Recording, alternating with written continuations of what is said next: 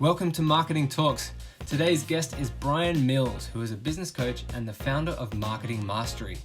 Brian is an expert in helping business coaches grow their business through organic marketing and automated systems. Stay tuned because we'll be discussing why so many business owners fail in their journey and how you can build a business that works around you and not the other way around. We'll also be exploring 3 actionable steps that you can take to ensure success with your business. All right, let's go.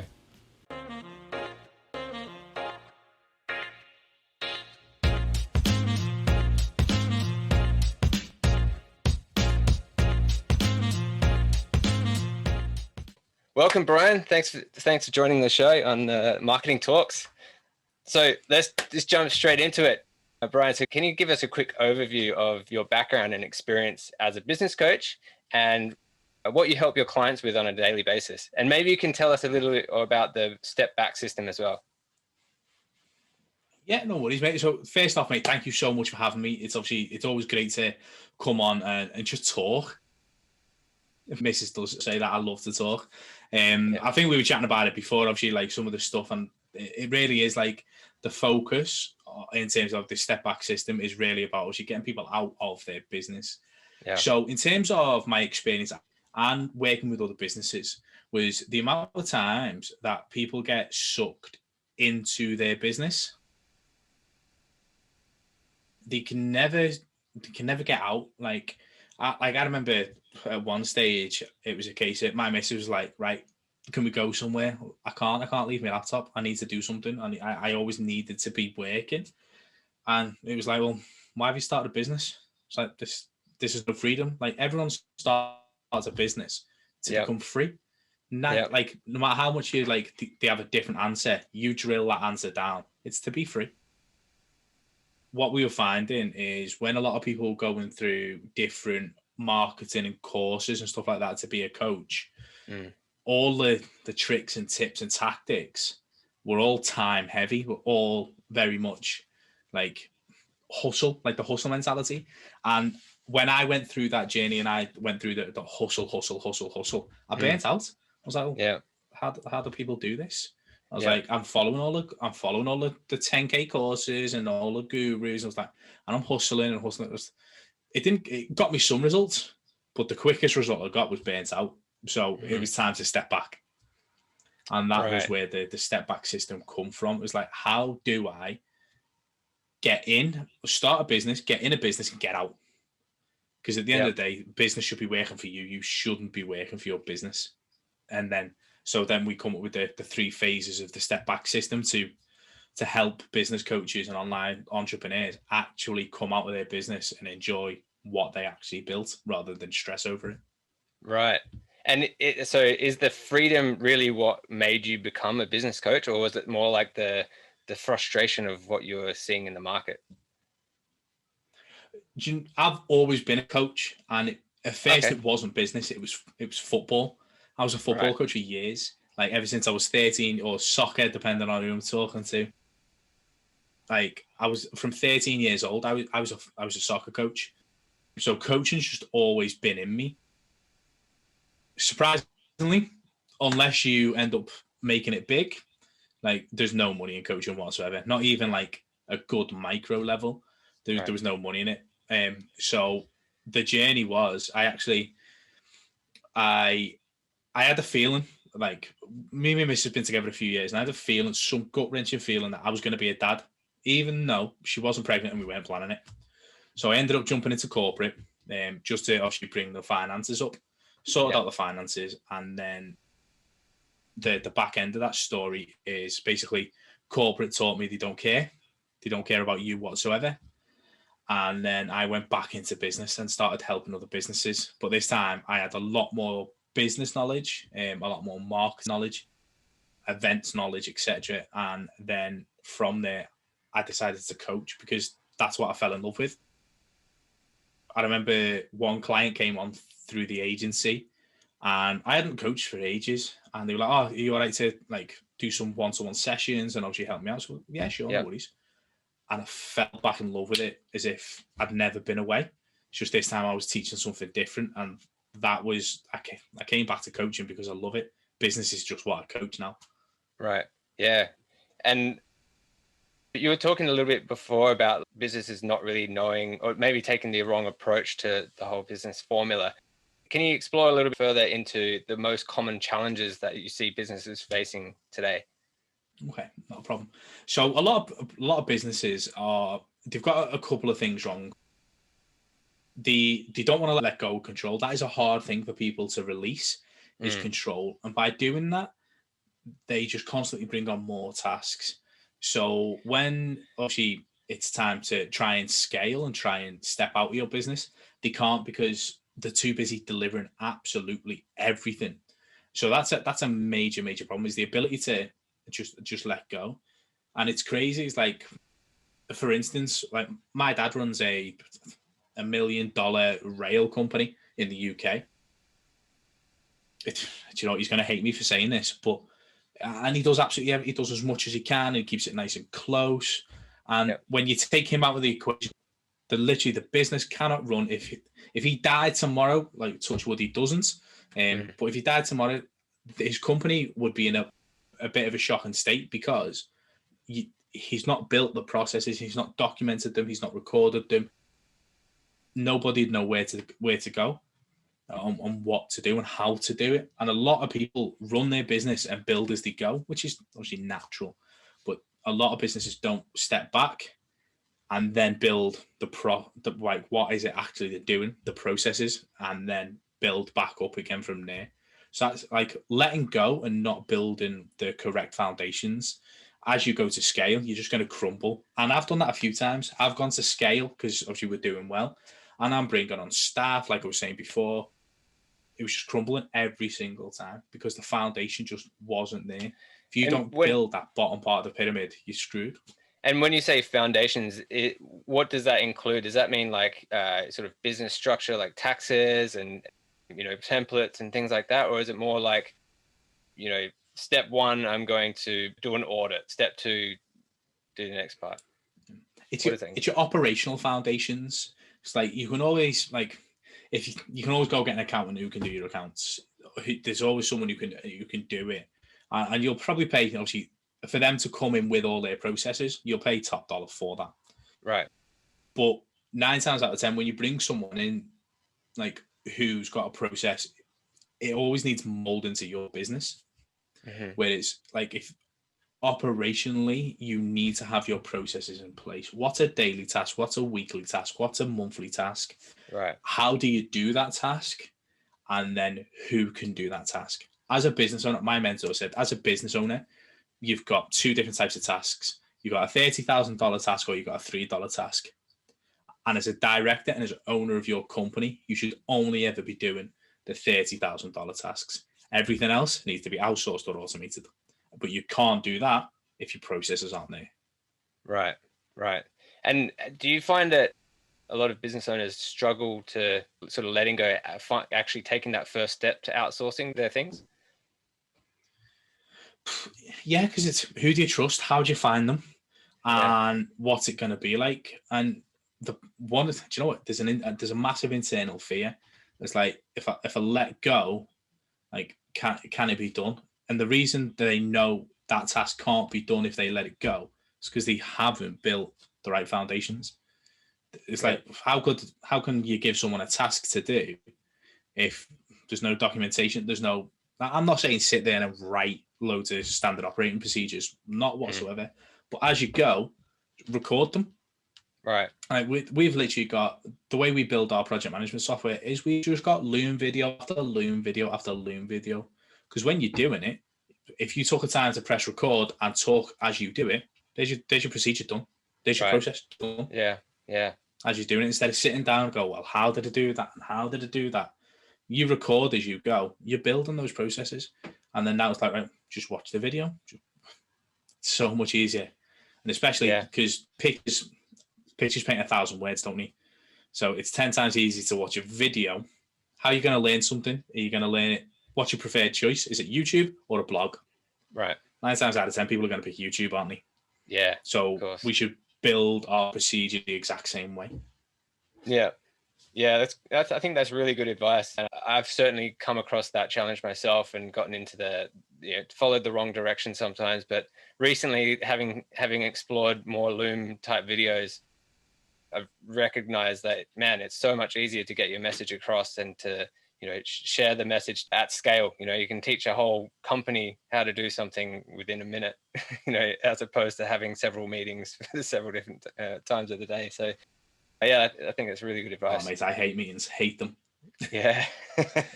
Yeah. My business partner hates me for it because he's like, right, we need a meeting for this. Why? I don't want to be on a meeting. Don't waste my time.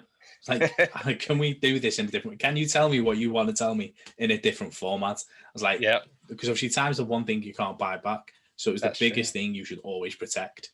Yeah. That's fascinating. And so actually a little bit of a sidestep here. So have the challenges changed for business owners with the impact of COVID?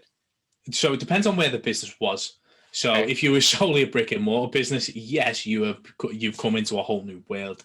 And we have clients who have gone, Brian, right, my whole business has to move online. How do we do it? And literally, so some people have had a rough 12 months. Some people have already been online and obviously doing stuff, and it's now just riding that increased traffic wave. Some people are like, thankfully, there has been people who have benefited from COVID in a good way because it was such a negative 12 months. And fingers crossed, we are coming out the back of it. And some people have benefited. Their businesses have grown. They've scaled. They've survived. Obviously, some people not so much. But the people who've been online and had the right online foundations, whether it's a funnel, a website, some marketing, like if they've gone through it and really pushed online, a lot of people have done really well on, obviously, out of COVID. So as you say, like there's just been a mass amount of traffic that has hit the internet because obviously everyone was on, especially in the UK, everyone was on furlough. Right. So literally, mate, the roads were dead. There was nobody out on the roads because everyone was at home. So it was like, right, okay. So the traffic volumes, mate, Facebook, Instagram just ballooned. Yeah. So it was like, as long as you could, if you had your marketing strategy and your systems, you could capitalize on that no end. Yeah. So, okay, so I wanted to ask a question for the beginner. So if I was to start my journey to become an online coach or just to start an online business of some, what would you say are some of the key tips that you would recommend to focus on first? So my first one I tell is to absolutely everybody build your lifestyle first. Map out your lifestyle and how you want to live. If you only want to work 2 hours a day or 4 hours a day, or if you want to be able to like travel the whole world as your business is happening, then that is what you need to map out first, because you should always, and the only way you're going to stay happy is if you build your business around your lifestyle and not your lifestyle around your business. Yeah. So that is key tip number one. And then it's about where can you help people? Because the old days of selling and hard sells, like people will still say they're there, but they're dying out rapidly. So it's not a case of just like throwing something down people's throat. You've got to enjoy what you do. So now, okay, so find something that's interesting, like whether you like to create videos, for instance, or whether you like to create content or help people create content. Like you've got to find something that works for you and something you know you can stick at. Like my missus tells me all the time, Brian, all you do is talk about work. Well, yeah, of course I do, because I absolutely love it. Yeah. And let's face it, I'm locked down, so there's nothing else I can do. So I absolutely love what I do. So I can stay here talking to you till midnight. I can stay working till 2 a.m. The baby probably won't let me, but if you find something you're passionate about, oh my God, run with that. And that is one of your next steps.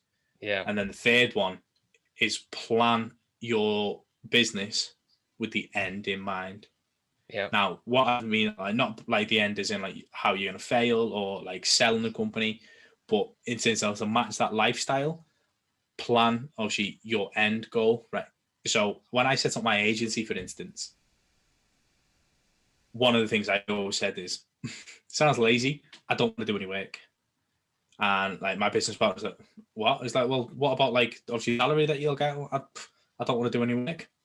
Yeah. I was like, I don't have a business to work in it. I was like, if I wanted a job, I'd go get a job. I want my business to be earning me money where I don't have to do much. I was like, okay, I'll change it. I won't do much. Yeah. Because obviously at first, when like obviously we first started, we were quantifying it like, well, obviously per hour, what's the trade off? Right. Directors and owners don't work like that. It's no. So it was a case of I built my agency with the end in mind. Like, I don't want to be in sales. I don't want to be in delivery. It's like I want to be in strategy where I can dip in, dip out when it suits, and I want to be in marketing where obviously I keep my hands fresh. But my marketing, mate, is all done by someone else. My operations is all done by someone else. It's a case of where I jump in, say hello, tell them what to do, jump back out. Wow. And that is what a lot of people don't do. People build their businesses as they go and just roll and stumble from like obstacle to obstacle. And it's like 6 months down the line, they're tired, and it's how do I change this? How do I get out? And that is by stepping back, implementing the step back system, knowing where your goal is at all times. The amount of times I've had people say meetings like, right, okay, let's start meeting, or can we meet at 4 o'clock in the afternoon? No, mate, doesn't fit my lifestyle. Yeah, but this is a high paying client. Don't care, mate. I was like, in corporate, they couldn't get me to work past 4 o'clock because obviously the minute 4 o'clock comes, it's my kids and no one else. Yeah. I was like, I don't care how much you pay me, you're getting the same. Yeah. I was like, and that's literally how you've got to live. You've got to be, right? No, my lifestyle is this. My business will fit around that. What a great mentality to have. I think that's such a great lesson for a lot of people to learn. And I think a big reminder to the people who may always hear these things being said, but never actually think about it and actually put it into place. So yeah, that's really interesting. Thank you for that. So mate, I've been called stubborn. I've been called a diva because I just won't budge on it. And it's like, even the same way as my business partner. He's like, oh, you're just stubborn. You're just a diva. No, mate, I've got my rules and that is it. I was like, I don't go in business to create a job for myself, so I ain't bowing down to anyone. And you know what, mate? You've got to have that. Possibly comes across arrogant. You've got to have that backbone, or people and clients will walk all over you all day long. That's good advice. So do you have any success stories that you could share that might inspire the listeners today? Yeah, mate. So there's been a couple of great ones that really do stand out. I remember receiving a video testimonial from Ian. Ian was stood on the Great Wall of China. Yeah. With his kids. He took them away for December, he took them away for Christmas. He was going back home to New Zealand. His words were, if it wasn't for Brian, I wouldn't be able to do this, because we'd created him a business and not a job. So he could let his business go away, or he could go away from his business, let the business run as it goes, and he could take his kids to go see the Great Wall of China. He took them back to New Zealand because he doesn't live there anymore. So he took his kids back home. That was one of my proudest ones, especially being a dad as well. Like, it really does connect when it's like, actually, he sat there, Great Wall of China, his kids are there, and he's experiencing this full thing because he stepped back from his business and he can actually enjoy it. And another one that I absolutely loved was a client I've got in America. So the guy he's a spiritual coach. Yeah. And we were working with him, and he's outsourced his sales, so he doesn't do sales anymore. He's outsourced his marketing, so he doesn't do his marketing. His funnels are all outsourced. And we launched a campaign for him, like in the marketing side. We launched the campaign for him. I actually written the emails. Within 3 days, he'd made $7,500. So $7,500 within 3 days. So literally a 3-day campaign. And he was great. He done literally nothing. Wow. He's done absolutely nothing for the weeks leading up, the weeks leading afterwards. The system was built, and we just drove traffic to an audience, and we made $7,500 for him. I think it was 7.7, but so they're my two standouts, mate. They're the ones that I absolutely love the most, because I remember working with Anti to start with, and he was doing absolutely everything, especially as a spiritual coach. you can't be doing anything because you've got to protect the energy around you. You've got to obviously give yourself a buffer between you and the universe. Otherwise, they will just zap their negative energy. So we had to protect him and basically build a bubble around him. And the way we done that was we built the system, built the process, automated what we can, and outsourced the rest. And now he's nice and chilled. Lovely. Man, that's amazing. And I'm going to say my last question was, do you have anything you'd like to offer the audience to help them in their journey? Yeah, so what I've got, mate, is I've got a free Facebook group, like most people, online marketing, traffic and sales for entrepreneurs. And what we do there, mate, is I go in there regularly to do trainings, and we've got our own talk show. So we're just giving plenty of value there. If there's anything you ever want to do, whether you want a done for you system, a done with you system, if you're in that group, you will get the opportunity. We also do networking in that group as well. So we try and connect people with other people. So if you're looking for business as well, there's an opportunity there. So what I would say is join my free Facebook group, and all your trainings will be in there. All the opportunities to get not one freebie, but multiple freebies will be in there. And it's probably the best central place to go to. Wow. Great. Well, Brian, thank you so much for joining us today. And I've certainly learned a lot myself, and I think a lot of other people will have the same experience. Oh, thank you very much. It's been an absolute pleasure. So hopefully it won't be too long before I'm back again. Great. Thanks, mate. Hey guys, thank you so much for tuning in to another episode of Marketing Talks. If you enjoyed the show, please give it a like and hit subscribe for more content just like this. Drop a comment below and let me know what you learned from today's episode. And until next time, have a good one.